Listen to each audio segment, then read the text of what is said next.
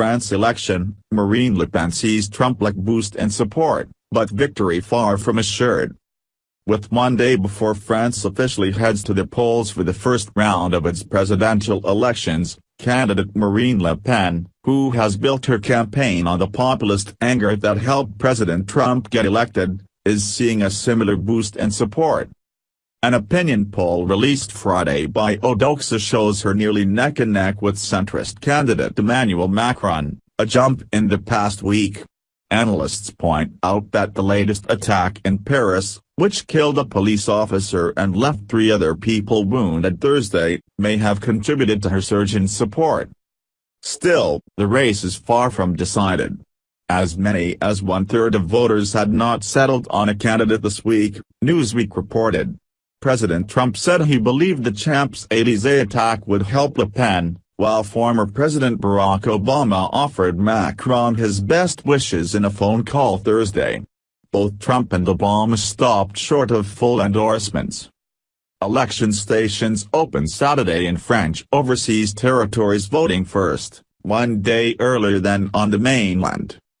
Newsweek found many voters across France saying they were leaning toward Le Pen, which would parallel the surge for Trump last year among undecided voters and supporters who chose to lay low.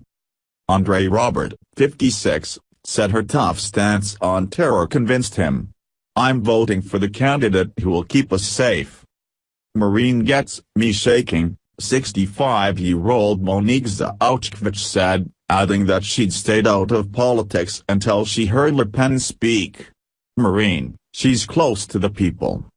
In another parallel to the U.S., some voters seemed to suffer from election fatigue and weren't blown away by any of the candidates. Gabriel Rohrbauer, a 61-year-old former public servant, called the election a circus, adding, "I don't even know why any of them are running."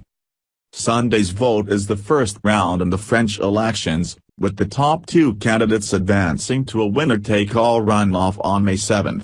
The high-stakes contest is viewed as something of a vote on the future of the European Union, with Le Pen calling for a referendum on France's membership in the bloc.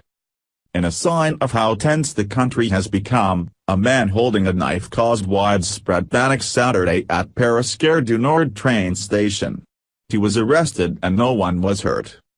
Conservative former Prime Minister François Fillon, whose campaign was initially derailed by corruption allegations that his wife was paid as his parliamentary aide, also appeared to be closing the gap, as was far-leftist Jean-Luc Mélenchon.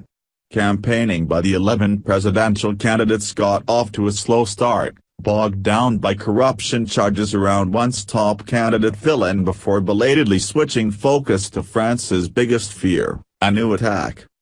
Le Pen has also echoed some of Trump's hardline rhetoric on immigration, calling for hardening French borders to staunch what she describes as an out-of-control flow of immigrants. She has spoken of radical Muslims trying to supplant France's Judeo-Christian heritage and, among other measures, has called for foreigners suspected of extremism to be expelled from the country. Le Pen, a 48-year-old mother of 3, has distanced herself from her father, National Front Party founder Jean-Marie Le Pen, who has been convicted of crimes related to anti-Semitism and mocked the Holocaust as a detail of history. Nevertheless, earlier this month she denied the French state was responsible for the roundup of Jews during World War II, drawing condemnation from other presidential candidates and Israel's foreign ministry.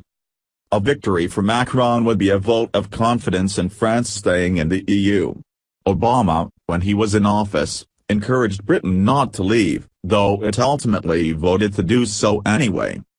Trump backed Britain's decision to exit from the EU and has also predicted that other countries would make similar decisions. Yet during a White House news conference Thursday, the president said he believed in a strong Europe.